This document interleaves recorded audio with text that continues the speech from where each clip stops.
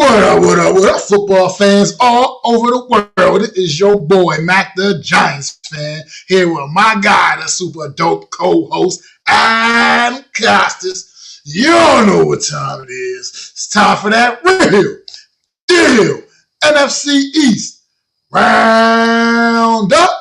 Punch that intro.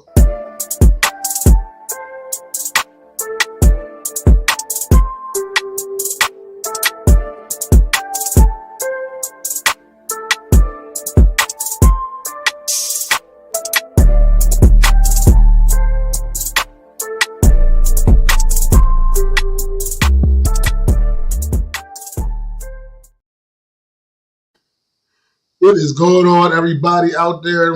How y'all doing, man? Mac the Giants fan. This is my super dope co-host, Adam Costas. We joining y'all on a Tuesday afternoon. You know, it's kind of a little switch up, you know what I mean? A little different. But, you know, holiday weeks, sometimes you got to make a couple alterations in the schedule, man. But how you feeling today, Adam? Listen, folks, I agree with Mac. You know, some stuff comes up during the holidays. And family's important, and we want to get you the content out as well. That's why we move it up, because we know you want to listen. So bear with us if you're kind of confused. It'll also be up on the channels as well, so you can go back and replay it if you need to. So hopefully everyone will have a safe Thanksgiving. Absolutely. What's going on, Mitch? What's going on, Miz? Thank y'all for popping in. Miz, man, Mitch, brother, look. Thank Joe Shane for Saquon Barkley. He's the one that allowed him to walk out the door and go scot-free and sign with whoever he wanted to. So that you could call Joe Shane up and thank him, because if I had it my way, Saquon Barkley would still very much be a New York Giant. So that's neither here nor there, though. He's doing good things for the Eagles. That's nice. All well and good. I mean, he's a great player. He's doing great things this year. He's finally getting a chance to showcase his full capabilities playing on a competent football team. But let's get right to this team. Let's get right to this fucking team called the New York Giants. I don't even know if they deserve that fucking title right now. New York Giants were the New York Giants that I knew and loved and grew up knowing and loving. That was a great organization, a well-oiled machine, a team that was ran well, even through the good times or the bad times. This team still was respected. Right now, this team gets no respect, and they don't deserve any fucking respect. This team is an absolute abomination to football right now. It's the things that this team got going on, I've never seen anything like it. It's head scratching, and you got to clean this shit up. Dayball needs to go. Joe Shane needs to go. You can't give me an argument that validates those guys coming back next year. This team is absolutely broken. It's ruined. It's destroyed. And it ain't no way in the world that those two ass clowns can fix this shit right now, because they're at the center of it all. It's been a total joke. Okay, we got Thursday night coming up, the Dallas Cowboys, Thanksgiving. I know I'm doing this a little bit wrong. We used to talk about the game, but there is absolutely nothing to talk about with that Buccaneers game on Sunday, because that game was, like I've heard people say, was maybe the worst performance by any NFL team this season in the New York Giants put out there on Sunday. You got Malik Neighbors, the first-round draft pick rookie, out there so frustrated. He's cussing at the media, at the post-game interviews, and I understand why. People are like, oh, he shouldn't say those things. He's a rookie. He should just go and do his job. No, fuck that. Somebody needs to say something. Because this shit is crazy. You can't, like I said, you can't even script this. As a fan, I'm this angry as a fan. I'm not even on the damn team and I'm this mad. So I can only imagine how the players feel. The players out there pouring out their heart and soul. And then you know what bothers me too about this team and all these company men working for this goddamn team right now? I mean, I love Amani Toomer and I love Carl Banks and all that shit. I love them to death. But you know what? They company men. There's comments I heard these guys making over the course of the last couple of days talking about the defense has to do better. The defense is the only reason why we've been competitive why we were even competitive in the earlier part of the season at all. The fucking offense needs to score points. How about that? How about put a competent offense on the field that can actually score points? Put the ball in the end zone. How about you draft a guy number 6 overall who's an absolute stud? How about you don't wait till you're down 30-0 to throw him a goddamn pass? How about that? The shit is just, it's mind-blowing to me. Adam, take the wheel, please, because I'm ready. My blood pressure just went up. You're going off the rails, huh? No, listen, everything you say is fact. The problem I have with those company men is they're echoing what the coach said a few days ago when he was like, we need to put more pressure on the defense. No, motherfucker, you need to put more fucking points in the end zone, more footballs in the end zone. Okay, yeah, the defense is horrible, and we know that. We know the defense is horrible, okay? They're one of the worst run defenses in the league. But what I don't understand about last week's game is you had 2 weeks to prepare, and you failed to do that. Your team came out lost. You know why? Because instead of benching Daniel Jones immediately that Friday when he had that horrible performance, or that Monday after the horrible performance in London, and getting it over with and let the national media have their firestorm, you do it the week of. And that all they did was answer questions. And this is why I told you guys, when there's drama for the Giants, all they do is answer those questions and they'll focus on the game. Not one question last week was about Tampa Bay. Not one. And this is what you get, the product you get. You started a quarterback who's absolute dog shit, put him out there to the Wolves. He got sent to the Wolves and absolutely destroyed. I don't know, he played a good game at the end. No, he didn't. It was garbage time. That game was a laugher. You know how bad it is? This is how bad it is, and this is how bad it's going to get. Baker Mayfield scored a rushing touchdown. Baker Mayfield, okay, people? Baker Mayfield. He jumped over somebody to score a fucking touchdown, and then after he scores the touchdown, mocks our quarterback in the end zone. Mocks our quarterback. He has the class to say that that's what they like in New York, but he was disrespecting us. And not one person did anything. What did anybody do about it? Nothing. Nothing. There was a football on the ground, and Dexter Lawrence and Brian Burns and everybody on the field are standing around as if they're having a chat at the fucking water cooler. Meanwhile, Baker Mayfield sees the football and almost scoops and scores that shit. What are you doing? Where is the field of awareness? Everybody has checked out, okay? We can blame the defense. The entire team stinks. Malik Neighbors, fine. You can call everybody out. But you got to look yourself in the mirror, too. Set an example. Do something. Where were you? You had some balls that were caught. How come you didn't score? Like, if you're going to call people out, point fingers, say names. Don't just say, well, we played soft. Well, guess what? They're looking at you, too, now, man. You better hope you don't get laid the fuck out on Thursday night, because people are looking at you now. And you got to now answer all those questions. Oh, who's soft? Who's that? There's a lot of effort. And the coach comes out there and says, oh, we gave effort. Bobby Okereke, I'll call you out. Come to the front of the line. You did nothing. You did nothing this game. You've done nothing all season. You've done nothing this game. Can I get a DB to get an interception? How come Drew Phillips is the only DB I feel I ever hear a name called? Tackling people. We got missed tackles all over the place. We're not getting pass rush. We don't look like anything. Like, I get it, Shane Bowen. You're limited. You're not. There's no Nico Autry's, no Jeffrey Simmons on this line, and all those guys you had in Tennessee. I get it. But can you come up with a scheme that works? That gets me an interception? That gets me a turnover? Nobody's even going for the ball. Nobody. Last year, they were punching the ball out and shit, even at the beginning of the year. Now, they don't do nothing. It's like as if they're playing tag. Let me just touch the guy so I look good.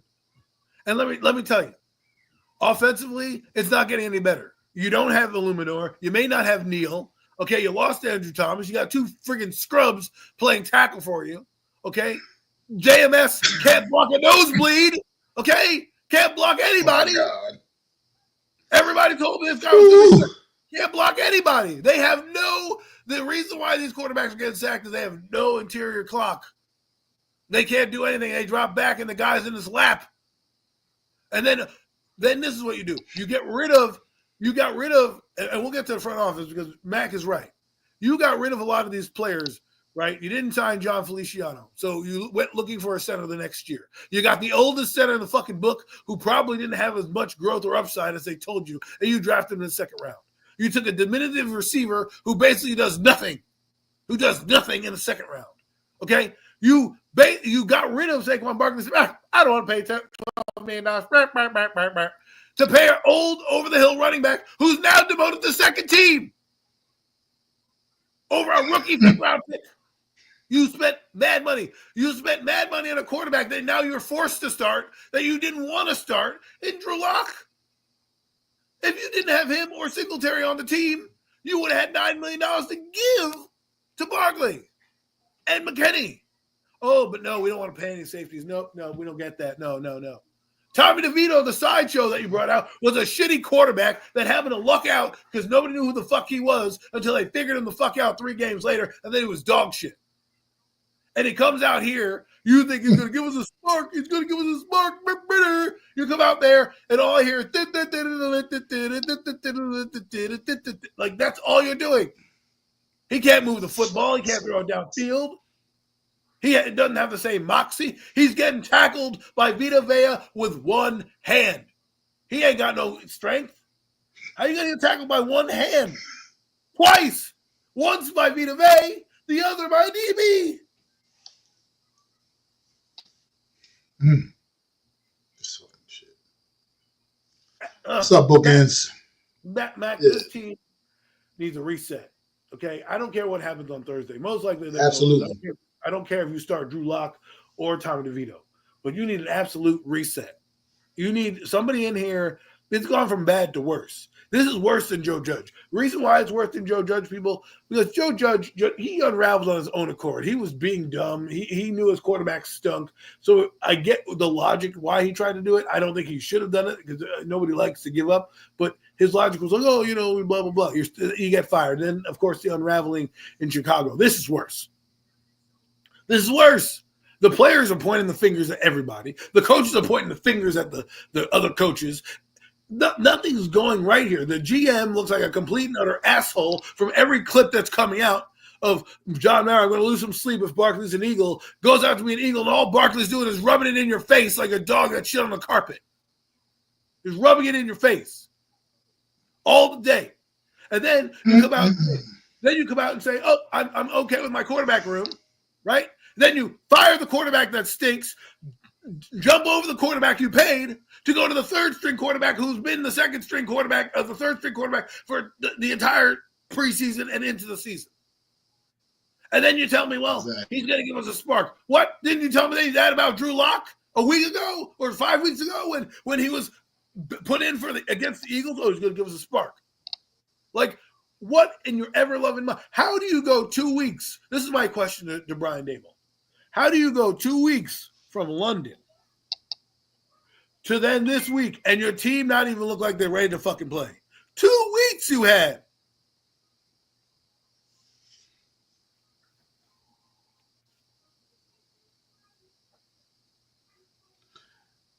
I'm going real quick. I'm just jump in with this comment on mid-comment. I do tend to agree with you a bit, Mid. I mean, like, look, I think I can speak for most Giant fans, a lot of Giant fans. I mean, the benching was fine. I think people were fine. I was fine with the benching. You know what I mean?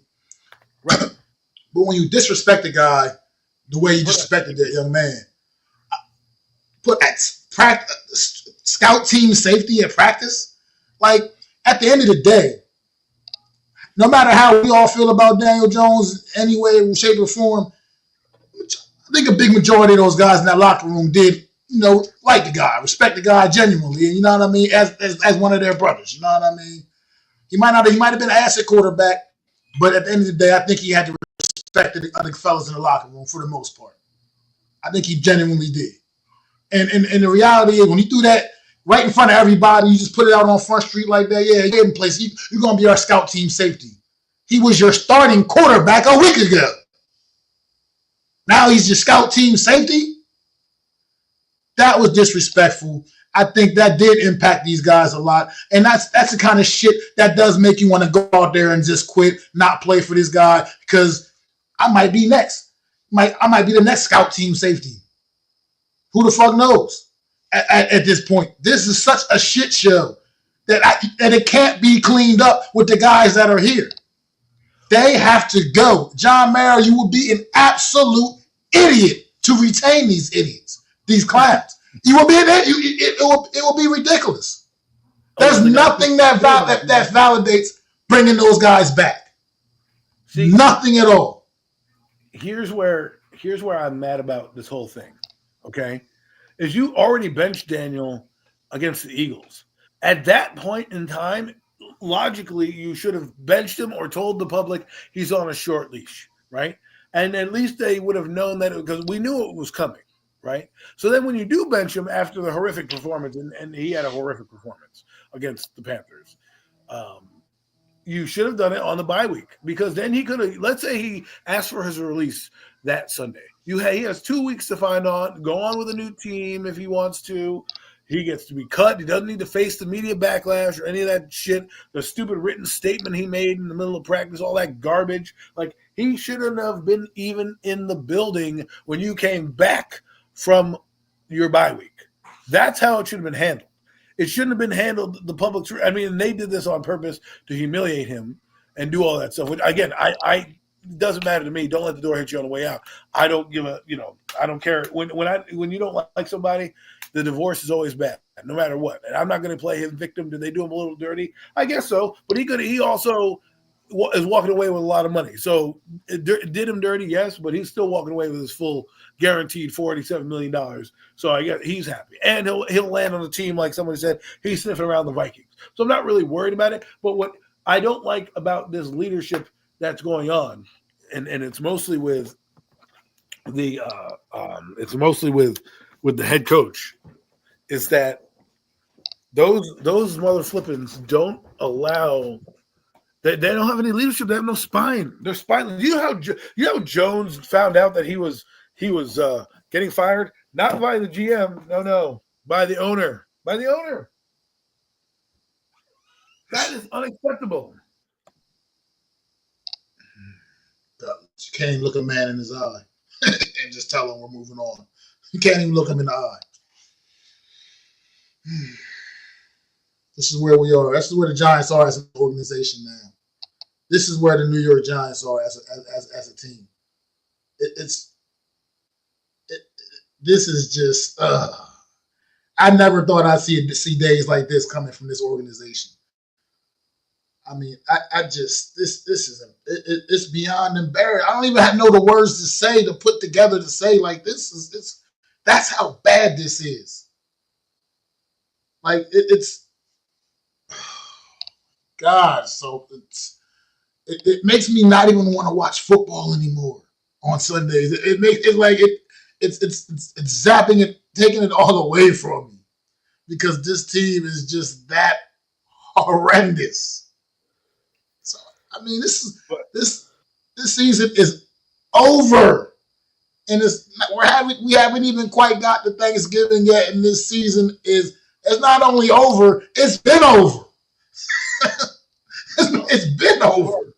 Well, now it's the race to be the team with the first double-digit losses, right? Because remember, the Jaguars are on a bye, and the Giants play on Thursday, and they're the only team on Thursday with like 9 losses. Excuse me. So it's the race to get to 10 losses, and you're going to be on national TV against a team that just, against a team that has found its mojo a little bit. Not saying that they're going to run the table or anything, but they believe like, we can beat, at least you, New York, because we just beat the Commanders. So we have that little extra juice, added incentives to embarrass you guys. Because guess what? That's what teams are going to do now. Teams are going to look to embarrass you. They're not going to look to just beat you. They're going to look to embarrass you. Because nobody, like everyone's talking about that Baker Mayfield thing. You know what that Baker Mayfield thing does? That shows you have no balls. Malik Neighbors said you're soft. Yeah, well, guess what? You should have gotten Baker Mayfield's face. You should have fought somebody. You should have smacked them around, not tolerate. You know what the Cowboys did on Sunday? They fought with that Redskin team. They were in there. They were jawing. They were hitting hard.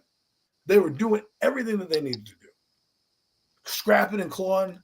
They were undermanned. Their quarterback was down. They lost a couple of players. in the starting lineup?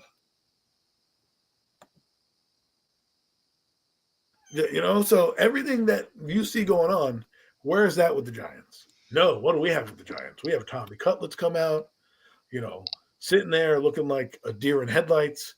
You know, Vita Vea is laughing at us on this field.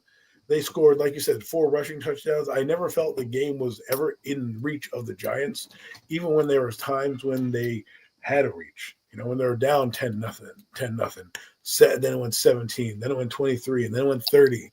And they score a garbage time touchdown. And everyone's like, yay, woo! We're like, no, the game was over. Just you're glad you just put a 0 up on the board. And then then I love this. Oh, well, Daniel Jones would have done better. No, he wouldn't have. So I'm not going to revision the history. We're in this present right now. And you can't revise it. Going forward, we got to figure it out. Do I think they're going to score more points with Drew Lock? I don't. Do I just because the play calling is bad. Everything is bad about this team. They need to go. Brian Dable needs to go. Joe Shane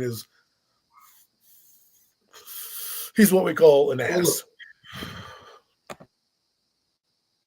You know what we're going to get on Thursday, obviously. We're going to get an absolute – you're just going to force feed Malik Neighbors the ball at this point now. I can see Malik Neighbors getting like 20 fucking targets in this game on Thursday because that's how stupid the Giants are. They'll come out and they'll do that and it'll just throw all kinds of fucked up passes in his direction just to say, well, we're targeting you. Like that's just the New York Giant way this season, man. Just do stupid shit on top of stupid shit. Well, here I'll give you better. Like the fact of the matter is, Tommy DeVito's hurt and he may not be able to go Thursday. But the point is, he shouldn't have been going on Sunday. The motherfucker has been the third string quarterback the entire fucking season. The third string emergency quarterback, which means he could only even get on the damn field if Jones and Drew Lock both were unable to play. Yet, all of a sudden, he's the guy that's going to give this offense a spark. Yeah, we saw that spark on Sunday. It wasn't much of a fucking spark. It was like a fucking lighter that you just keep flicking and flicking and flicking and hope a little flame fucking comes out sooner or later. Oh my God. That's what the hell we got on Sunday. That's a great analogy. But think about this, Mac. This just dawned on me. So you're sitting there, you're eating your turkey. Tommy DeVito doesn't come out because, he's injured, right? In comes Drew Lock. Micah Parsons careens around the corner. You're sitting there mid-bite. Boom! Drew Lock is out. And all of a sudden, Tim Boyle has to jog out onto the field and save the Giants from the Cowboys. Like, this is where we're talking about here. They bring in Tim Boyle, folks. You're like, there's nobody here to save this franchise. Nothing going on here right now. And the fact that you have to possibly play your backup quarterback because your third string quarterback that shouldn't have been playing anyways got beat up in the game and is now you're going to have to play the guy you should have played.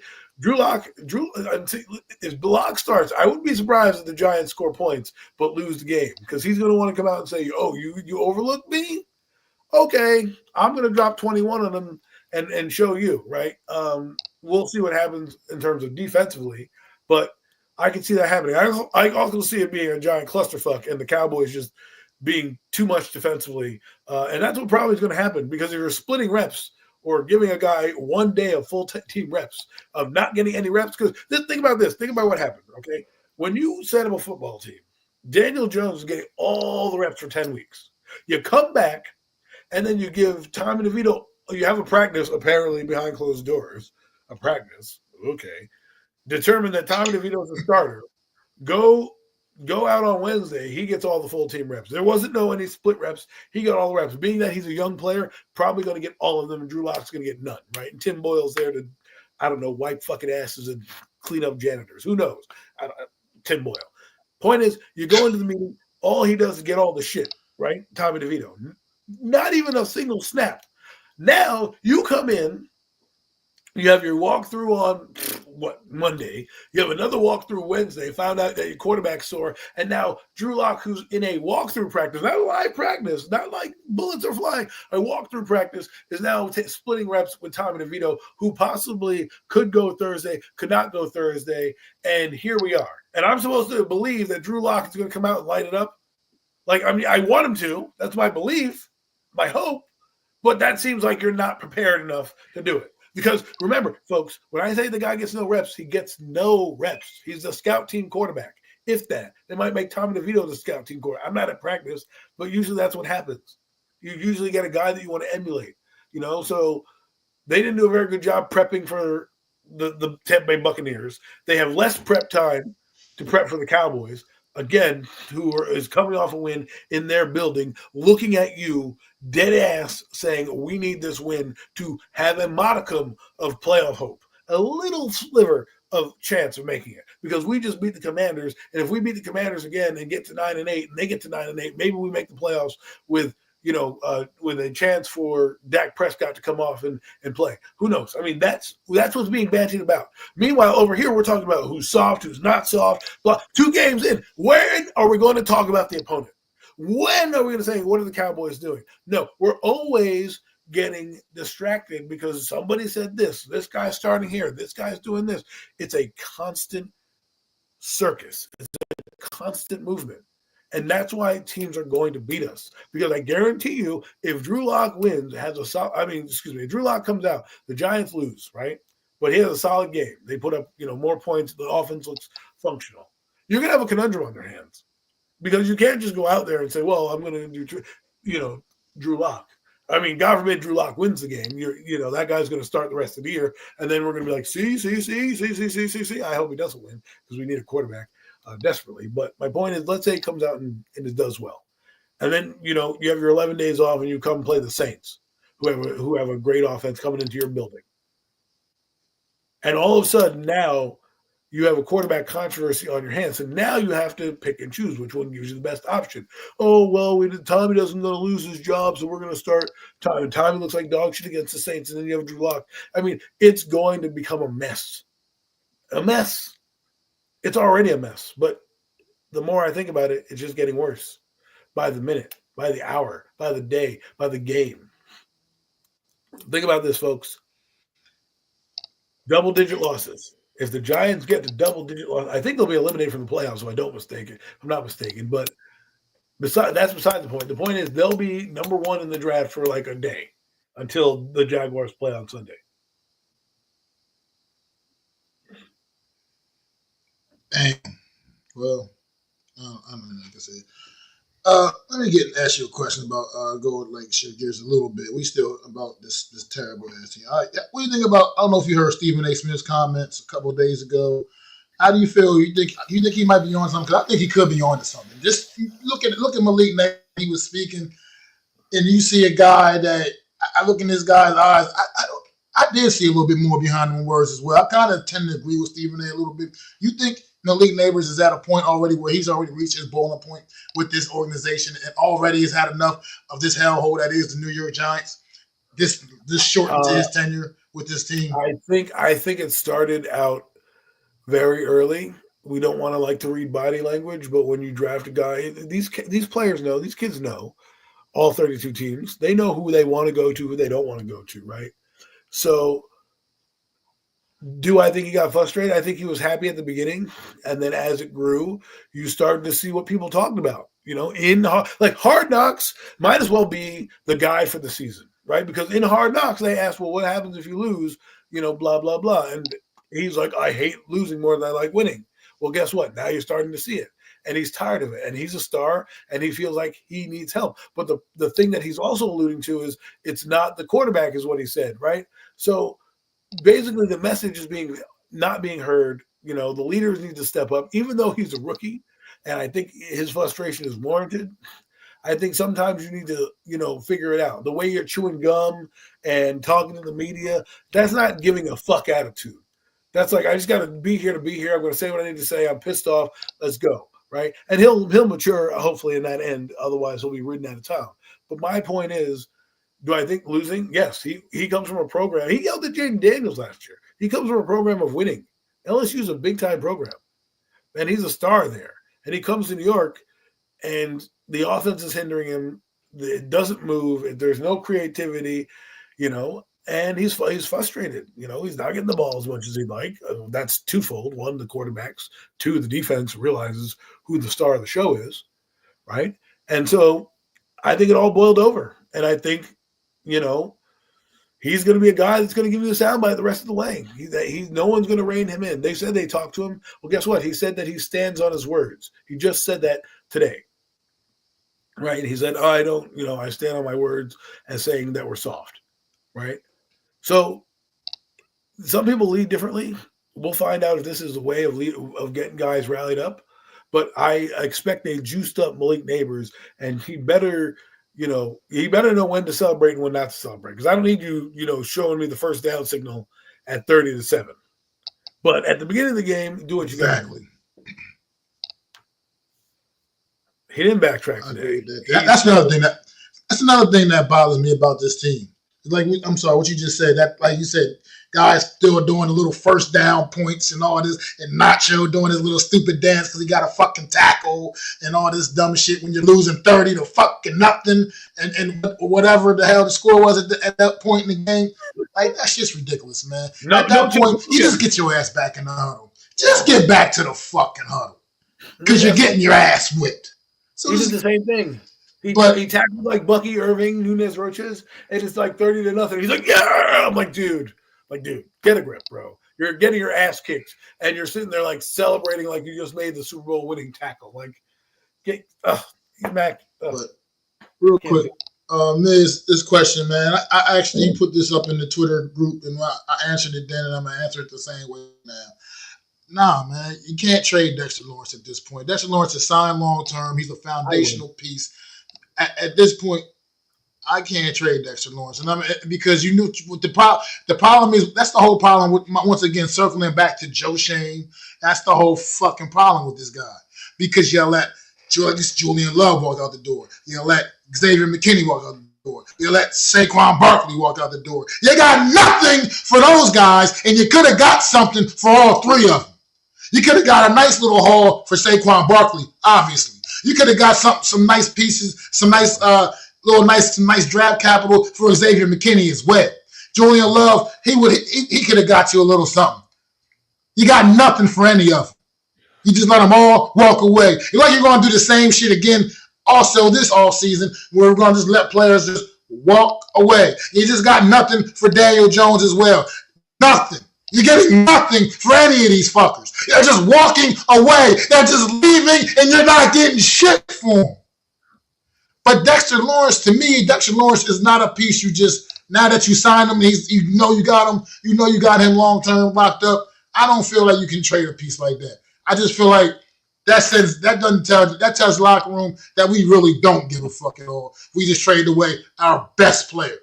Well, we just traded our best player for some draft picks that may or may not pan out. I mean, that's just how I feel about that.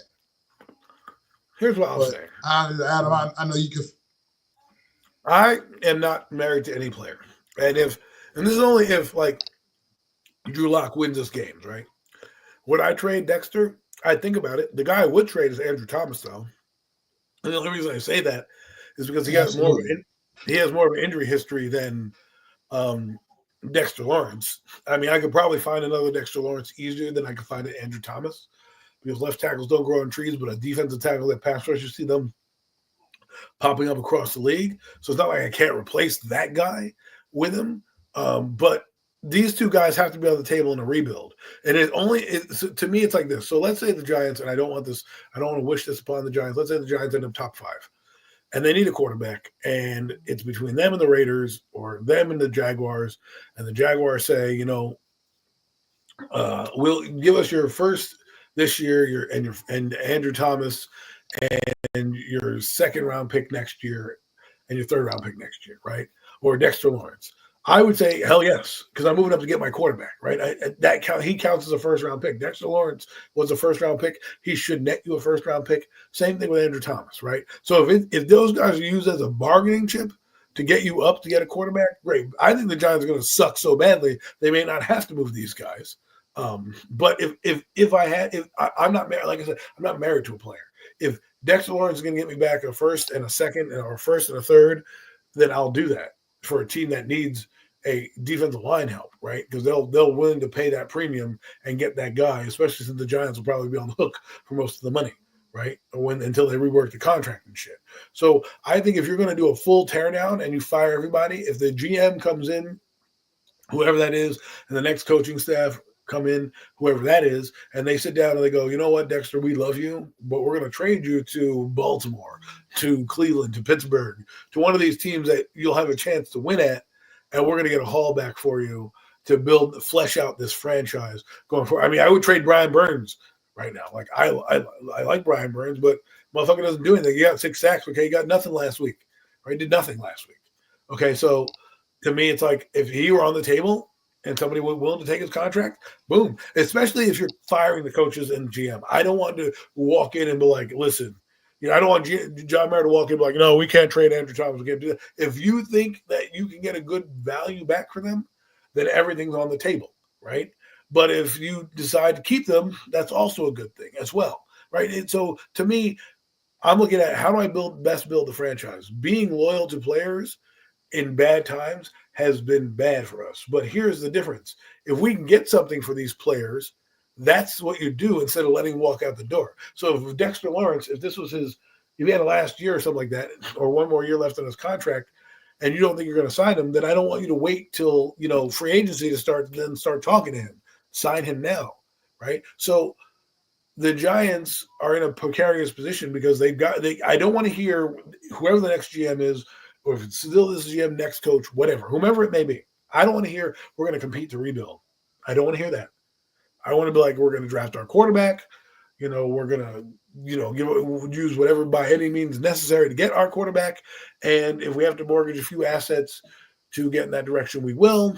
And don't expect a lot from us this season. We're going to try to field a competitive football team the best we can.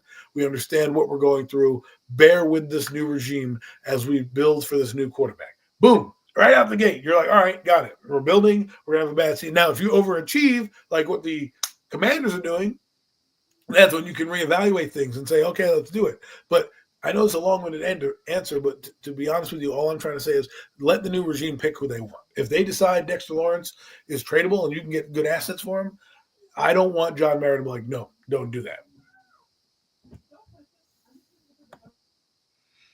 I guess I can respect that from that aspect too, but I just think this team doesn't have a whole lot to build upon. And Dexter Lawrence is definitely something to continue to build upon, because no matter what, as bad as his team has been, Dexter Lawrence is out there and he is still wreaking havoc in football games. But you also got to think about Dexter Lawrence. We just don't have enough of that. We don't have enough of that on this football team right now. Think about him. Okay. How old is Dexter Lawrence? 27, 26, something like that.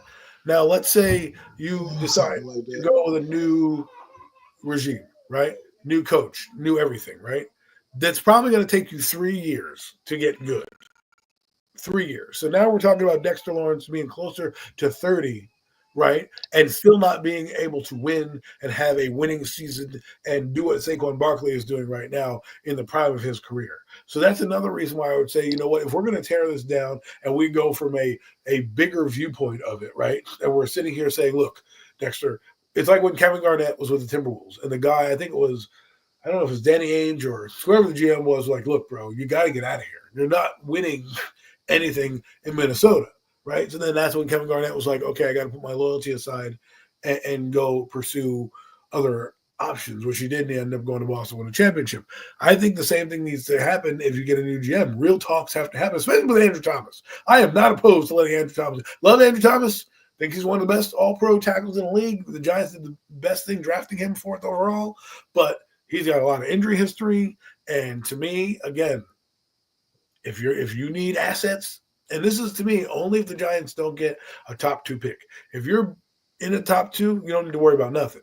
If you're 6 and you need to trade Andrew Thomas or Dexter Lawrence, you say name your price. What do you want? How can we get him? Because at the end of the day, the mission is to get a quarterback in here and to build a team. And I know people say, well, why are you getting rid of pieces? When you're building a team, look at the Patriots. You're just trying to build a team to kind of get out there, field, get experience, try to galvanize the locker room and start to the foundation of your program. Anomalies are C.J. Stroud, Jaden Daniels, and things like that. The more of it is like what the Patriots are going through right now, where their rebuild is. You see some spark because their offense can still score, and Drake May is not a complete dog shit out there. Caleb Williams, same thing in Chicago, right? Chicago is basically going to flounder this season because of Caleb Williams and the growth that he has to make, but they're still in games, right? So when you get a new quarterback and a new thing, you get that time. When you're this GM, you don't. And I think that's why when you ask a question like that, I say everyone's on the table. I can feel that. I would trade Billy feel that from that aspect. But this team is so far away from anything right now, even being respectable. Right. And maybe you want to get those 41 minutes into the show, and we've only talked about the shit show that is the New York Giants, because that's just how bad it is. That's how bad this has become.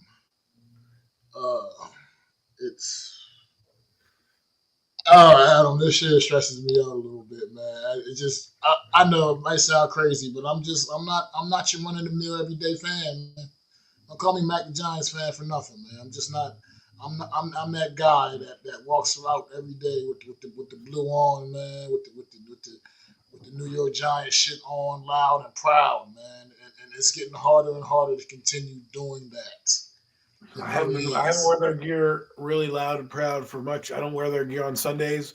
I've stopped. You haven't given me anything to cheer for. Why should I keep cheering for you when you keep doing the same shit and expecting a different result? Exactly. That right there. Keep doing the same stupid shit and expecting a different result. Now, here's a question I kind of got for you about this situation, because clearly we missed the mark on what looks like it's going to be one of the great all-time quarterback classes, draft classes a season ago. I mean, you hear good things about some of these guys coming out, but do you really believe they can live up to what this group, this 2023 group has done? 2024 group has done. Here's their opportunities. Here's our problem. We always want our guys to live up to the previous guys, and that's where we're going. That's where we're having shortcomings, because not, every situation is different. Look, if you told me that Caleb Williams would have the season that Jaden Daniels is having, and Jaden Daniels would have the season that he's having, and Bo Nix would be considered for Offensive Player of the Year, I'd be like, you're crazy. But Bo Nix, who's the sixth quarterback, is playing better than the number one overall pick, right? And his team's in a better position to do it. And so for me, it's like, if you got a guy you like and you got a coach that you think can develop him, get one of the top prospects. Don't shop at the bargain bin section. But if you can get a Shador, a Ward, a Nussmeier, a Dart, and you think you can cultivate his talent, then you go get him. But every quarterback class is different. You look at the 2021 class, and they got one guy starting. You look at the 2020 class, and they're dominating the league. You look at the 2018 class, and Baker Mayfield had a tumultuous time. Sam Darnold's having a career revival. Josh Allen, and now Lamar Jackson. So that class is starting to look pretty good, right? When you look around the league, when it's all said and done, you're going to be like, oh, Baker had a good career. Lamar's going to probably end up in the Hall of Fame. Josh probably going to end up close to the Hall of Fame, right? And then you have Sam Darnold, who will probably be a career journeyman / starter, and you're going to be like, wow, that wasn't a bad class when it was all said and done, right? The 2021 class, Mac Jones, all those guys, they look like shit right now. The Kenny Pickett's of the world, he doesn't look good. Malik Willis is out there. He's doing stuff in Green Bay, but look where he's at. He's in Green Bay, right? So every situation is different. And all I want really is if the Giants will get a quarterback, if you find the guy, you groom him the right way. If it's a second round pick, I don't expect him to start right away, but I expect him to get in the game at some point. If it's a second overall pick, don't throw him to the Lions. Even if you put in somebody else, do what the Patriots did and say, you know what, boom, we're just letting him develop and see what he can do. right? Because the thing is, you look at many quarterbacks. You look at David Carr. He was a great player out of Fresno State. Never was the same. But then you look at a guy like C.J. Stroud, who plays for the same organization, and they understood what they were doing with this guy, right? And this guy also was good. So you look at Bryce Young. Bryce Young's playing better. You need patience, you need time, and you need to let these guys get 3 years. I tell everybody you got to give 3 years. After 3 years, you'll know if the guy stinks, and or there's anything. If anything, you want him to tease you in the third season, like, man, we made this kid good, but now we want to make him a megastar, right? And you're seeing it with Anthony Richardson, you're seeing it with C.J. Stroud right now. You're seeing with Bryce Young. That class wasn't a great class. It was highly touted, but if you look at them in the NFL, they're not doing anything. This class coming into this year has a deeper class where you can get a guy in the second and third round who possibly could be a starter if you want. But because quarterback's a premium position, you'll draft higher. Stability is good, but you also need to be good though. Like Justin Herbert didn't have stability, but we knew he was good. Now he's got a good coach. We're going to see the real Justin Herbert take off. DJ, I can tell, wasn't good regardless of the thing. We're not going to revisit history with Daniel Jones. We're not. We're not going to relitigate this. He stunk because he was not a good player. You gave him everything, and he still was not a good player. So that argument is moot. Okay? You look at Matthew Stafford. You knew he was good, even though the supporting cast around him with Detroit wasn't. Okay? You look at, again, Stafford, how many coaches he's had. You look at Baker Mayfield, he's bounced back. Okay? These guys were good coming out, and they stayed good, and they sustained it. They had ducks in the road. We knew that Daniel was bad. Yes, we gave him everything this year. He had a good O-line, he had a starting caliber receiver, and he had a running back. I'm sorry. I'm not relitigating Daniel Jones, bro. You love Daniel Jones? That's fine. You can't tell me Kenny Golladay, how many linemen they signed. Like, don't act like the Giants didn't try to make Daniel Jones' life easy. Things happen. Guys get injured. Guys stink at their jobs. Daniel Jones. I mean, that's what's coming out. I mean, think about that. Everything that we said is coming out right now. Right now that we have a bad quarterback situation with Brian Daboll, and here we go. After all that trauma, then they gave him everything. Bro, you're not listening. Daniel Jones sucked regardless of what he got. If you can't see that, I'm sorry. If you needed Malik Neighbors to show you that Daniel Jones sucks, I'm sorry that happened. But that's not what we're talking about here. We're talking about them getting a quarterback in a situation and trying to do what they need to do. If they suck this year, then they suck. I mean, Jared Mayo may not make it through the year. If they bring in another coach, the guy's not going to go, oh, let me get rid of Drake May. They see enough out of Drake May to know he's got something with him. We don't have that with Daniel Jones. Whatever, man. Okay, you can go enjoy Minnesota then with the Vikings then. I mean, my issue then. And that's, I mean, I agree with that. I mean, Daniel Jones just didn't get the job done here. I mean, point blank. Won a playoff game. Whoever we want to blame for it, whatever, between his own self, the coaching. I mean, look, the coaching has been shitty. I mean, I'll give him all that and all of this and that, but at the end of the day, year 6, man. He's a 6-year vet, so the light bulb wasn't coming on. It just wasn't going to come on, man. That's the problem. He isn't Lamar. He's Daniel Jones. He wasn't good. I mean, look, he's a nice guy, sure, whatever, great person, yeah, but talking about the football, and it just wasn't working out, man. I mean, I was, like I said, perfectly fine with the benching. I'm fine even with the release, but it's just the events leading up to the release and everything else that I do feel I take that some type of way. I just feel like it was a little like it could have been held with a lot more class, a lot more dignity. And what's that going to prove? I don't think the guy did deserve that. For what it's worth, the guy did.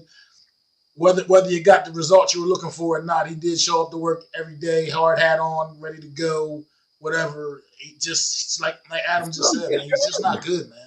We're not assassinating this guy's character as a person or anything like that. Sure, he showed up for work. He did all the right things. He said all the right things in the media. but on the field he just didn't get it done, man.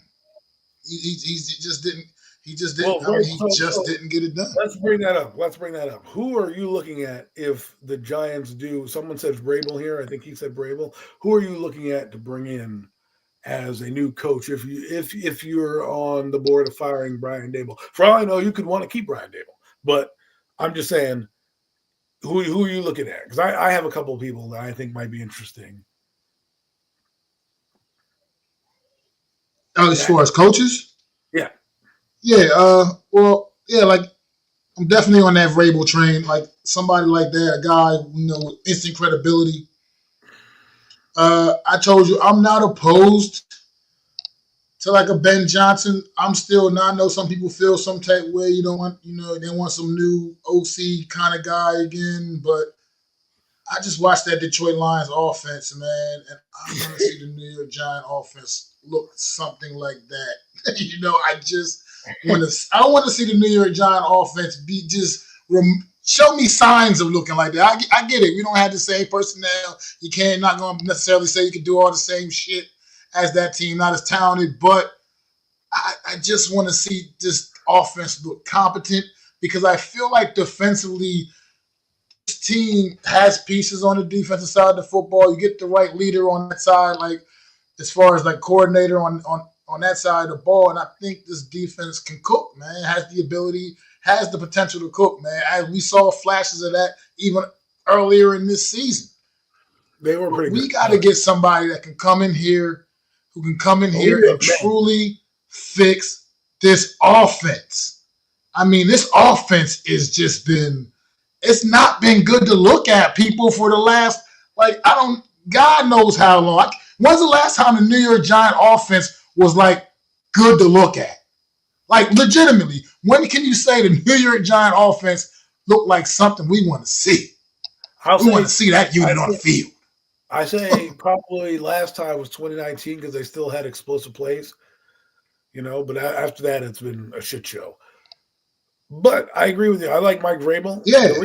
The reason I like Vrabel, and not necessarily Ben Johnson, not that I don't want a Ben Johnson. People, I think the Giants, if they fire Dable, or when they should fire Dable, I shouldn't say when. I should say when they fire Dable, they're going to look for a guy who had head coaching experience. I don't want Belichick in here. A lot of people like that. I want a guy like a Vrabel who can build a program like he did in Tennessee. Vrabel comes in here, he builds up the foundation. Look what he did in that Tennessee teams when I don't want any part of Cliff Kingsbury. I think he's a decent offensive coordinator. He's a good coordinator, but he's proven to be a failure as a head coach. I feel if he can rebound. Let me put it this way: if he can rebound out of the slumps that he's having right now and refine the offense for Washington, then I'll consider it going forward. But I want a guy more like Vrabel because I think he got done wrong in Tennessee. I think that he can build a program, even with lack of talent at every position, quarterback, whatever. He understood what it took to win. Big run game, big time defense. It wasn't his fault they lost. It's not like he had bad calls, really. Sometimes he did. Obviously, everybody's not perfect. But, Ryan Tannehill screwed up and threw some interceptions. And he can be a foundation builder. A guy that, can actually send a message to the team. This team is – the problem with this team is it looks like Brian Dable got neutered. I don't know what happened to him. Maybe when he got a stern talking to by his boss that he became a shell of himself. But there's memes out there when Dable was a little bit more heavyset, had more energy, and was whoa, and now throwing his headset and shit. And now he's sitting in there. His shoulders are hunched in. He's in his play calling. He's trying to almost hide from the team as opposed to being a coach of the team. And we need a personality. There's no Tom Coughlin ain't walking through that door, but damn it, we need a guy like him. And I think Vrabel brings that kind of edge. Now, are you worried about him with a young quarterback? I don't know. He did have a chance from Malik Willis. Let's see if he brings in a good OC. Who could his OC be? That'll be a great depiction. And I think getting him a quarterback would help allow him to, be here a while. Think about this, right? He comes in, he builds a team similar to how Washington built. They get a veteran quarterback in here, maybe they bring in a Ryan Tannehill, right? I know he's played in the system. You can get a guy like he'll know the system. He'll know what I'm looking for. He'll set the tone. Then you draft your quarterback. Let's say Cam Ward, Drew Sanders, Nart, Duffmeyer, whomever, right? Whatever quarterback they like. I'm not picking. I like a couple guys. They like a couple guys. Whomever they pick. Now you got Vrabel in here. He's got his guy in here. You bring in a nice OC who's kind of innovative. You kind of see what you got with the roster and see who's serviceable, who's not, and kind of patchwork the line and let them grow together and really develop this guy. Bring in almost a QB type coach with the QB coach, right? Because if you look at what the Jets were going to do, the Jets were bringing in, I forget who the name is, but they were bringing in a guy specifically to train with Zach Wilson on their facility. Very good offensive mind. He unfortunately passed away in a bike accident when he was riding his bike outside, and he never made it there. And they said that this guy might have helped. So what you do is be smart. Like, understand your situation, and you may fail. The guy may come in and be a bad quarterback. That may happen. But if you kind of get guys in there that you don't have to tutor, you can bring in a guy like Ryan Tannehill. You can get evaluations on other players and how things go. And then if the season's to shit, you have a guy in there in Tannehill who's now a good older backup like a Flacco who can kind of still mentor your young guys as you go forward. That's how I would do it, right? I would not I don't care if Brian Dable and Joe Shane pick a quarterback this year. If they stay here, I don't think they will. And I'm praying that every team on the schedule beats the brakes off of us so we don't have to endure this anymore. We can get a chance at a guy like Mike Vrabel.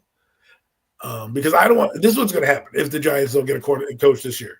They're going to get a coach next year when the coaching tree is far less. Because you got Gruden out there, you got Rex Ryan out there, you got Bill Belichick out there, you got Mike Vrabel out there, you got all these high-level, high-name coaches, not to mention Ben Johnson, Aaron Glenn, a couple of these. And if the Lions win the Super Bowl, those two are going to be the highest candidates. You got Steve Spagnuolo, his name's floating out there. So when you look at overall, if the Giants want to make a move, I would try to do it now when the coaching pool is so deep that you might be able to get a good guy because there are going to be other hot commodities out there. People are going to want Gruden. People are going to want Belichick. People might inquire about Rex Ryan. I don't know. But the thing is, Spags is out there. Maybe if he wins again, maybe he'll want to get the coaching tree. I don't know I don't know. So there's so much out there that I don't want to be what they were with Pat Shurmur, where they fire McAdoo one cycle too late. Right. They come in and the only candidates they really got are Pat Shurmur, Matt Patricia, and Josh McDaniels. Right. And you're sitting there like, oh, great. He's the adult in the room. Right. Meanwhile, you have a chance this season to be like, look, we tried it for 3 years. It didn't work out. We're going to get a new voice in here and bing, bang, boom. And if they do that and they do it with the GM as well, here's the only way that I don't want a new GM. If you bring in a Vrabel, I can take a new GM because he'll be able to work with that GM and understand the pitfalls of what come down. If you do a first time head coach, then I need a GM that's been there, done that. I can't have both of them going through the growing pains together. I need either one to have experience on the one end, like coaching, or I need one to have managerial experience. Optimally, it would be great to get both guys with like a Thomas Dimitroff and a Mike Vrabel. I think that would be a good pairing. You got a guy who worked and drafted Matt Ryan in Atlanta, and you got a guy who built a program from scratch in Tennessee. Boom. But if you were to say, I want Thomas Dimitroff and a Ben Johnson, I don't want the first year. I don't want the GM to be first year, and I don't want the coach to be first year. You need to either make them experienced or give one experience. I think this would be a different story if we had one of the guys a little bit more seasoned in their position. Well, I know we got to get ready to put a bow on the New York Giants. We 60 minutes into this, and we've always covered as the New York Giants. But just one more thing, I just feel like the New York Giants are always just late to the party, man, and this, I can't. I just keep going back to this quarterback class because I'm watching what these guys are doing. 6 quarterbacks in the first round go get drafted in the first round. We've seen extensive play by 4 of them. You know what I mean? And you haven't seen shit from JJ McCarthy. Obviously, getting hurt in preseason, out for the year. But seen a couple of you need a few moments from Michael Penix as well, and he also comes in and flinging the ball all over the yard, looking quite confident as well.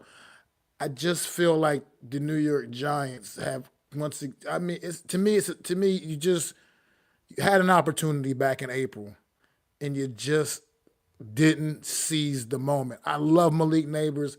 Don't get me twisted. I love Malik Neighbors. I don't want people to think that I'm hating on Malik Neighbors, but this team just had a bigger need back in April than the luxury pick that Malik Neighbors was. We did not have stability at the quarterback position, and we had an opportunity to do something about it. And now hindsight's 2020. We're watching what these guys are doing. And the New York Giants had a legitimate shot at 3 of those guys. Let's face it. Let's take Caleb Williams, Jaden Daniels, and Drake Mayo table. Because Giants did not have it. I mean, other than being unless they were able to trade up, which they were not, they didn't have a chance at any of those 3 anyway. But then you still had Jay McCarthy, Michael Penix Jr., and Drake Mayo. I mean, and Bo Nix out there.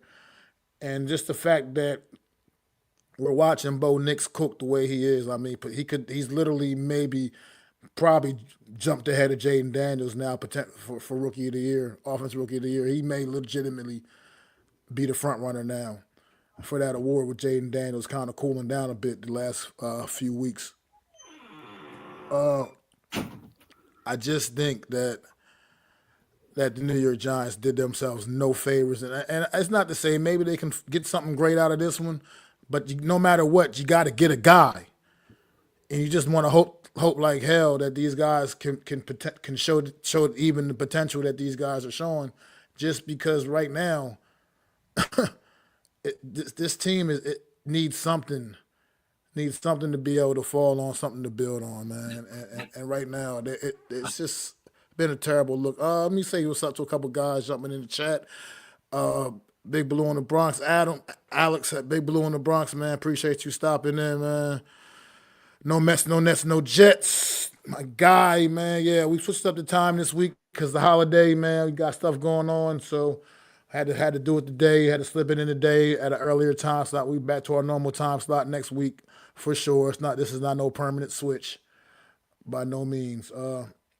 But yeah, I don't know. I just feel like this team didn't do themselves any favors this past April when you had some like legit quarterback talent coming out in that draft class, and 6 of them went in the first round, and that wasn't by accident.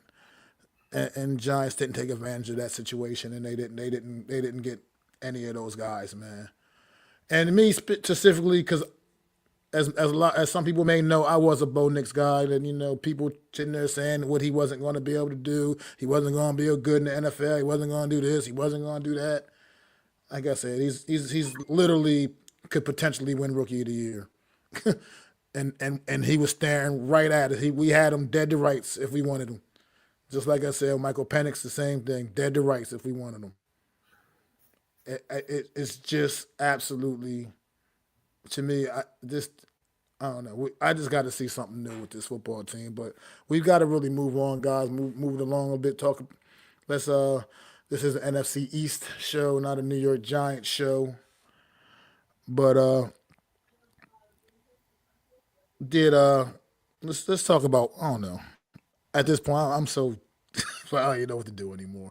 Let's talk about Washington a bit, man. Washington got off to the great start this season, man.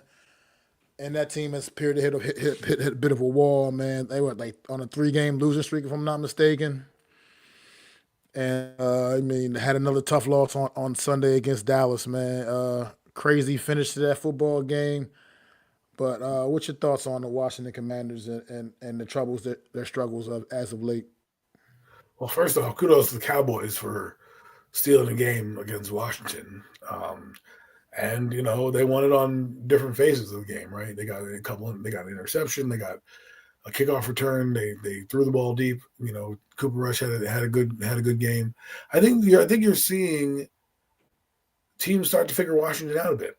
That's what they're doing. They're kind of figuring out. And Cliff Kingsbury, they threw up a stat saying that his offenses get figured out. That the second half of everywhere he's been, they have had like a losing record or a down record, right? And it's not me. They showed it on like an NFL Network, and you're like, wow, and it's slowly starting to happen this way, where teams are figuring it out. They're figuring out Cliff Kingsbury's offense. You're hitting a rookie wall, obviously. Your defense is is being susceptible to bigger plays, right? So things are happening with this team. At the end of the day, I think there's some growing pains they need to go through, and a lot of their teams are now saying, hey, listen, we're going to give you our best shot. If you think you're the best team in the NFC, we're going to give you the best shot. You have Pittsburgh, you had who gave him the best shot. You had Baltimore who gave him a good shot. You had a lot of teams want to give you their best shot, and we're seeing what's happening, and they're making adjustments. I mean, think about this. Somebody said this the other day. They would be like, they would have lost 4 of the last 5 if they hadn't won the Hail Mary game, right? So they could be a worse record if they lost to the Bears. They would be 6-5. And they're right now, I think they're the last wild card spot or damn near close to it. And you got to look. They're the last wild card spot right now. And you got to look at it like this, right? They're currently in the last wild card spot. They have a tough road. They don't have some easy games down the stretch. Let's just make sure that we're giving you the right information. But I do think they play the Cowboys one more time, which is always the last game of the season. Easy game. They play the Titans this week, who happen to have a resurgence. So if they lose this game to the Titans, they're in trouble, right? They'd have to go out and win. This is a game you need to win. You can't fuck around and hope, because they have the Titans, you have the Saints, who are feisty as well. You got the Eagles again, the Falcons, and then you have the Cowboys. Okay, so you got a couple teams at the end, especially that December 22nd matchup against the Eagles.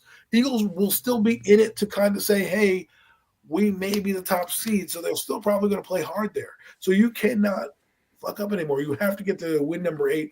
Otherwise, they may end up 9-8. There's some other teams at the bottom of this thing that are 6-5. With I think the Seattle and Arizona are 6-5 now. And you got a couple other teams that are 5-6, and then you have some other teams like the Tampa Bay's 5-6. They're on the outside looking in, and then you have the Cowboys, who are hovering around that 4-7. They beat the Giants on Thursday. All of a sudden, they're 5-7, and now they have a schedule where they're playing the Bengals and then the Panthers, 2 teams that are winnable that they can win. And now, next thing you know, maybe the Cowboys are like, oh, we're 7-7 now, and we have a chance to get in. I'm not saying they will. I'm just saying, if you're looking at broad view, right? Huge game for the Commanders' loss. And I know they were going to win. And a huge game for the Cowboys to keep their season alive. And if anyone thought this team was going to lie down the Cowboys, then you don't know Jerry Jones. He can't spell the word tank. Their tank's not even in his vocabulary. I mean, we want Mara to tank because the season's over already. We can tell the season's over. These guys over here, their season is not over. They still have a glimmer of hope. And Jerry's not going to allow them to, he's not going to want to see Micah Parsons not play. And when you're mathematically in it, you might as well try to win it. So Commanders have a tough road. Guess they're getting figured out. We'll find out. And by the way, Tennessee Titans defense is pretty good. Like, they're a shit show of an organization in terms of offensively. They're not scoring that many points, but their defense is not bad. Like we talk about the Giants' defense, you go back and look at some of their games. They're not, it's not that their defense is giving up points. It's like their quarterback throwing a pick 6 and stuff. So we'll see. We'll see if the Commanders are for real this Sunday. Yeah, it's like you said. I'm gonna keep it short and sweet here, man. You said everything that needed to be said about the Commanders right now and their situation. They just need to figure it out. They cannot. This is a must-win game right now. Heading in one game before their bye week. This is a must-win. They need to go into their bye and get some confidence back into that locker room. I mean, Jaden Daniels statistically did play a good game on Sunday. Statistically, I mean, fantasy wise, but it's been a bit of a slump the last few weeks for the young man overall, and they just got to get that confidence back and try. Because right now, I think it's safe to say I think being 3 games behind the Philadelphia Eagles, that's a tough It's going to be tough to catch the Eagles now for a division title, but right now they're clinging on to that last wild card spot, and they very much are still in the mix for a wild card spot, man. They just got to put their foot on the gas again and try to get some of that early season mojo back, man. And we'll see what this young football team is doing, but everything looks promising. I mean, they still to me are a promising young football team. They're going to be around. Imagine they lose 5 in a row. Come, they've got their guy Jaden Daniels, and then that'll be good. Like you say, good night to lights, brother. If that happens, that'll be good night to lights. But they got their guy in Jaden Daniels, and we're not going to keep harping on that. You got to go out there and get your guy. Like you said about Chicago earlier, Caleb Williams might not be having quite the success as Jaden Daniels or Bo Nix right now this season. His team's not playing as well as the Broncos or the Commanders overall. But at the same time, you still know Chicago got their guy. You know, same with New England. New England they're not winning the football games, but you watch Drake May and you know they got their guy. You know, you got to go get those guys, man. And I see y'all in the comments earlier what I said about the Giants, but yeah, maybe Dayball might not have been the right guy, but then maybe that could have been even a bigger reason to get his ass up out of here and got somebody else in here that would have been able to get to do whatever needed to be done. But as far as the Cowboys, like you said, man, the Cowboys can get on a little roll here. They can string some wins together, man. Then, like you said, they're not completely out of it right now, man. They still have a puncher's chance to climb up there, get a wild card spot, and get one of them wild card spots. I mean, it's not out of the realm of reality. I know you watch the way they've played. That surprisingly, the Dallas Cowboys are seeking their first home victory on Thursday. I think they're going to get that. You know what I mean? This sounds crazy to say that at the Thanksgiving game, the Cowboys are looking for their first home victory, but that's where we are. That's the season. That's the kind of season it's been. And but I think, like you said, I mean, they're playing an absolute pitiful team on Thursday in the New York Giants, and they've got some other ones on their schedule. I can't remember who else. Cincinnati and the Panthers are the next 2 games.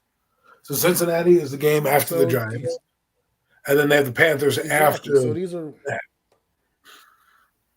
are very winnable football games for the Dallas Cowboys, no matter who their quarterback is at this point. And so, look, the reality is the Cowboys do got a shot, man, and it's going to start on Thursday night. That's why I just feel like it's going to be a long evening for the New York Giants. Because it's going to start there, and if they start getting that little ball rolling again, get that Cowboy energy back in the, you know what I mean? Who knows? This football team could push and maybe secure one of those wild card spots, but they're definitely they're not in tank mode right now by no means. They're just not there yet. There's nothing that says that this team needs a result to. They played harder to that at all. This team can still legitimately can still get a spot, man. Get a spot at the table, so we will see. Let's get to Sunday night. Talk a little bit about the Sunday night game out in LA, man. The Eagles, taking on the Rams. The Eagles are starting to look like this team is now starting to really, really turn up, man. Like, I don't see this team falling off that same cliff they fell off a season ago. This football team's offense is absolutely scary. Defense is coming around, Adam. I'll give it to you. They're coming around, Adam. They're coming around. All right, they're making some plays out there, and it's definitely getting better week in and week out on that Philadelphia Eagle defense. So I mean, time will tell, man. I think they're definitely legitimately the second best team in this conference, in the NFC conference, behind the Detroit Lions right now. And I think it's not even close. I think they're the 1 and 2, and it's, to me, there's not even a close third after that in the conference right now. Not a very close third anyway. I mean, everybody got some other good teams, but those two teams seem to be the cream of the crop right now of the NFC conference, man. And this Philadelphia Eagle team with Saquon Barkley doing the things that he continues to do, he's just been a difference maker for that football team. I mean, a team that was already loaded with so much talent, and now you add that piece in Saquon Barkley, and I mean, you see what this guy did: 270+ touchdown runs on Sunday night, 270+ touchdown runs. I don't think New York Giants have a running back that ran for 70 yards on Sunday. No, they did not. What was that They stat, did Mac? not. What was that stat, Mac? Barkley had 302 yards himself. The Giants had 240 yards of offense. Yeah, Great. yeah, that part. Saquon Barkley alone outgained the New York Giants, and that's not the first time that happened this season either. By the way, folks, it also happened when we played the Philadelphia Eagles. Saquon Barkley outgained the New York Giant offense on that day as well. So, yeah, that's where we're at with that. The Eagles, like I said, they're on the road. They're cooking it. I know, Adam, you got something you want to say about the Eagles, man. Oh, the Eagles have impressed me with their defense. I thought they were going to be dog shit. I shouldn't say dog shit. I was not expecting them to be this good. After I did some research and called a couple Eagle friends and talked with them, my man Real AK, he put me on. He said, "Hey, listen, Vic Fangio was here before. He was part of that 70 sack season as a consultant." I said, "Oh, okay, interesting." So then when you fast forward to now, maybe that familiarity is why this team hasn't fallen off. I mean, Zach Bond and Nakobe Dean, they're outplaying. I hate to say they're outplaying the Giants line, but they're two of the best linebackers in the league right now. They have the freedom to just roam around because Jalen Carter in that front four wreaks havoc on the quarterback. And their back end is pretty solid too. Now I know Matt's mentioned Minnesota. I think Minnesota's good. Don't get me wrong. I think they're number 3, and that's no slouch to be number 3. You know, I just think the Eagles are, with the experience of the team, they have, their quarterback and their offensive line have Super Bowl experience, deep playoff run experience, whereas the Vikings, don't really have that, but they're a good team nonetheless. And I think that's what gives me the slight edge if I were to put Philadelphia there. I think that's what makes them number 2. As far as their offense goes, their offense is somebody said the greatest show on turf. I think I said the greatest show on turf. And you know what? I think who was that? Chris Collinsworth or Mike Tirico said the same thing. Oh, but Adam, you don't know what you're talking about. What? Not the greatest show on turf. I said they look like the greatest show on turf. No, well, you don't know what you're talking about. Guess what? That's how they play. Their running back is fantastic, like Marshall Faulk. They've got 3 receivers who can do anything. They have a tight end that helps with that 3rd receiver to make that team even more potent, and their offensive line is spectacular. But they're not the greatest show on turf. No, they're not. They act like it, though. They're scoring points in bunches. The game against, what was it? Was it Pittsburgh or Cincinnati? One of those 2 games where they just scored points in the 4th quarter and just exploded. That's what the greatest show on turf did. They used to explode with points in just random quarters. We're just like, oh, my God, how did this get so out of hand?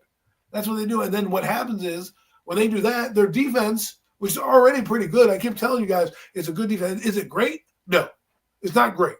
But it's good enough to get you turnovers. It's good enough to keep you in ball games. And it's good enough to stop teams in big moments. And that's what they do. Do they have all-stars around everywhere? No. They're leading the league in sacks right now? No. Do they get to the quarterback? Do they disrupt you? Yes. Do they create turnovers? Do they get 3rd downs and make you punt? Yeah, they do.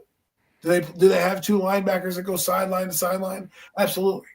I mean, this defense, I'm not trying to gush over them or gloss over them. It's 10 times better than the defense that they had last year by leaps and bounds. I think, if you want the honest truth, I wouldn't be surprised if it's Detroit and Philadelphia for the championship game, or at least one of those 2 teams making a deep run, because they're both almost built the same. They have decent quarterbacks. They got good offensive lines. Or I should say good quarterbacks. They're good quarterbacks, good offensive lines. Their defense plays hard, right? The Eagles might have slightly more pass rush into their personnel is, but this Eagles team's not going anywhere anytime soon. And you saw it against a good team in LA. Those Ram team, man, they're pretty good now. They're pretty good.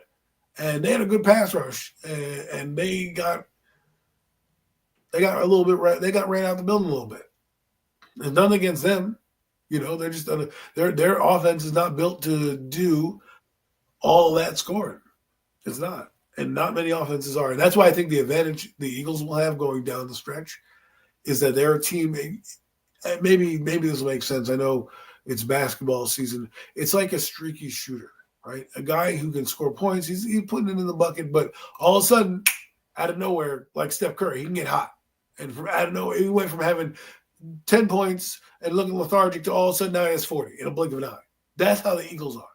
They can lull you to sleep defensively, and the next thing you know, they're up by 2 scores. You're like, what's happening right now? Yeah, Eagles. Honestly, I could say honestly, the Eagles put together probably their most complete performance of the season. They played. I mean, they really laid out their 4 quarters of football on Sunday night, and it was a great performance against the Rams.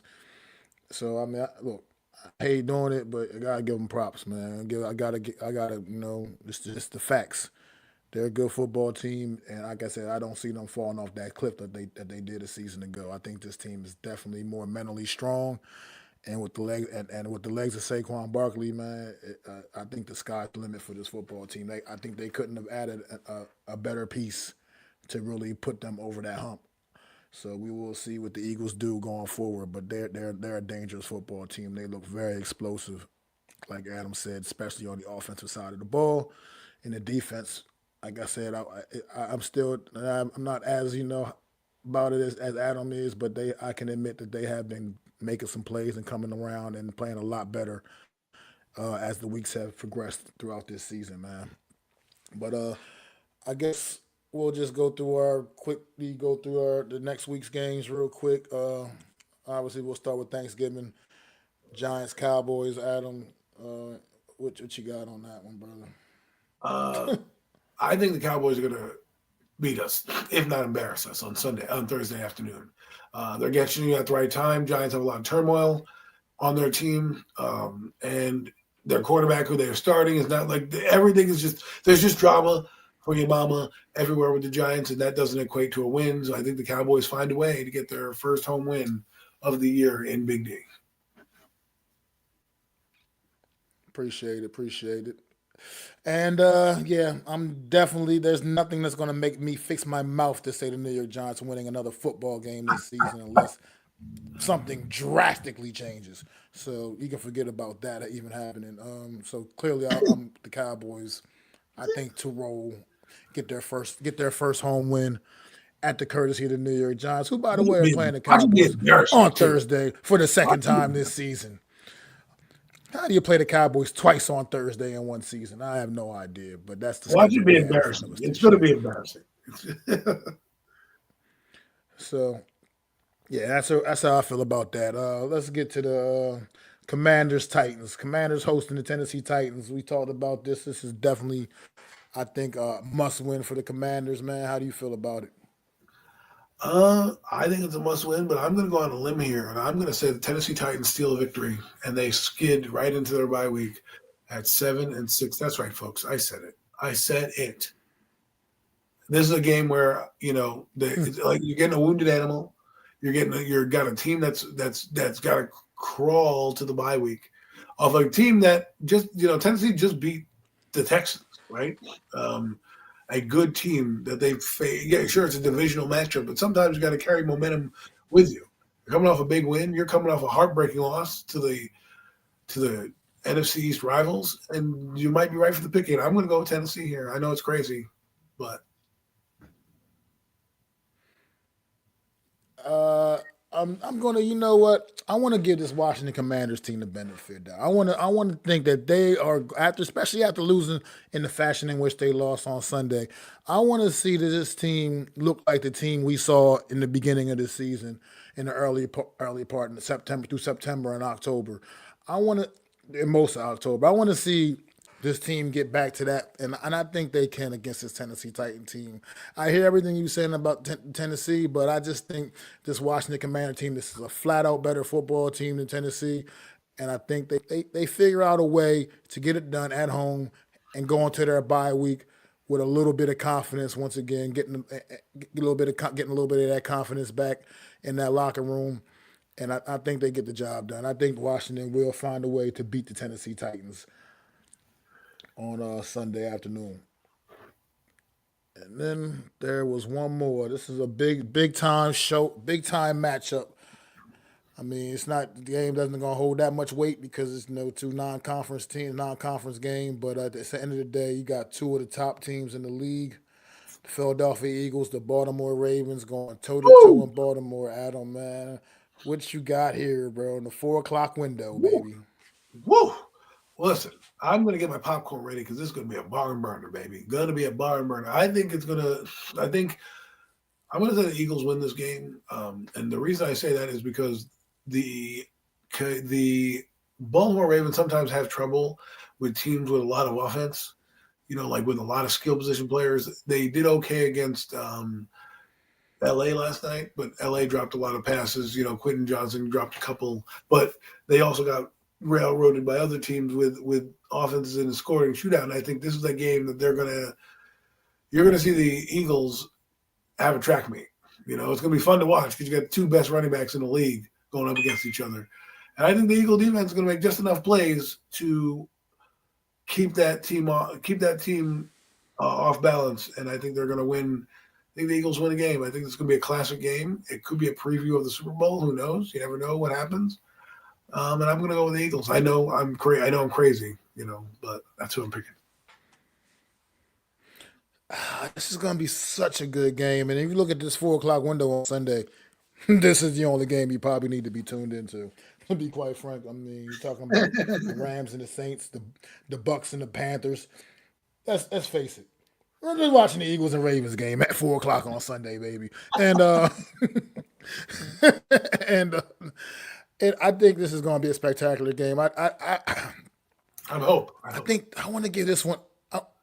We hope. But I want to give this one to John Harbaugh. I'm gonna give him a nod to John Harbaugh here, man. I think Baltimore's gonna win this football game. I think John Harbaugh. I think Sirianni sometimes has a tendency to get a little bit cute sometimes. I want to give a benefit to John Harbaugh. He's gonna come out here with a good game plan. He's gonna try to slow this game down a bit and really grind it out and run the football at the Eagles a bit. But Derrick Henry just can try to wear that defense out, man. And I think I think he can succeed in that. I think you come out with that kind of game plan. You don't try to get too fancy. Don't try to have Lamar airing it out all over the place and all kinds of craziness. Just, do what you do best. The downhill run game, man. Throw Derrick Henry, throw Justice Hill at him. And I think they can slow this game down. I think because Baltimore needs this victory a lot more than the Eagles do right about now, to be quite frank. Baltimore needs to really start getting their shit together a little bit, man. They have been a bit inconsistent up and down. I know the record says they're 8-4, but it's been moments where they haven't looked like an 8-4 team, to be quite frank, this season. And I think if they come out there with a game plan like that and just kind of, you got to keep the offense. You got to keep that Philly offense off the field. I mean, that's what it comes down to, because that offense on the field, they're going to score points. That's just what they do. They're going to score points. You got to figure out a way, keep that offense off the field, and try to really win that time management, that clock management game. And I think they can pull it off, man. I'm gonna go with Baltimore here in this one, and I think it'll be a thriller, man. I hope it's a classic. I wish John Madden and Pat Summerall were alive to call it. That's how classic I want. Yeah, it's on CBS too. Absolutely. Absolutely. Listen. With AI these days, you might be able to do it. You know what I'm saying? Well, I mean, they can throw some holograms up in the booth, man, or something, bro. Whatever. But we'll see, man. But that's funny. That's funny. Let's do it. Fox, let's do it. They should make holograms of Tupac and shit. Make holograms of John Madden and Pat Summerall. Put them in the booth. There you go. Like, shit. Let's go. But everybody, man, appreciate y'all for tuning in. I want to kind of apologize a bit. This show didn't necessarily go the way we normally run the show. We don't usually come out and spend 60 minutes on any one team. But the New York Giants, it's been one big therapy session for the last couple weeks, man. Honestly, it's just been one big old. So the other teams are. We appreciate y'all hanging in there. Yeah, we appreciate y'all hanging in there while we spoke for the first hour of this show. It's pretty much exclusively about the New York Giants. And we'll be back next Wednesday. Next Wednesday at our regular time, 5 p.m. Next Wednesday, man. You can catch me and Adam right once again on our regular time slot, man. December. And we do appreciate all you guys coming in. Appreciate you, No Mets, No Nets, No Jets. Appreciate you, Mosley, Jersey, Bookends, Miz. Appreciate all you guys. Alex, SGA Sports Talk, man. You guys, much appreciated. And I hope you guys all have a great and happy holiday, man. Have a blessed Thanksgiving. Don't let the New York Giants ruin it for you, man. Enjoy y'all meal. Man, and just, see if we can enjoy the game in any way, shape, or form. I'm not convinced we're gonna be able to, but definitely enjoy y'all meals. Have a safe and happy holiday, man. And we appreciate all you guys' support, man. So I'm Mac the Giants fan. This is my guy Adam Costas, man. We'll be back once again, like I said, next Wednesday on our regular time slot, man. Peace.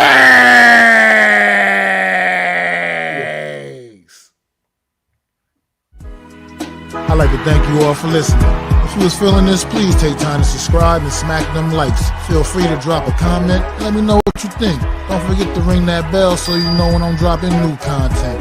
It's your boy, Mac the Giants fan. You can find me on Twitter, YouTube, and Facebook at Mac the Giants fan. That's MacDa Giants fan.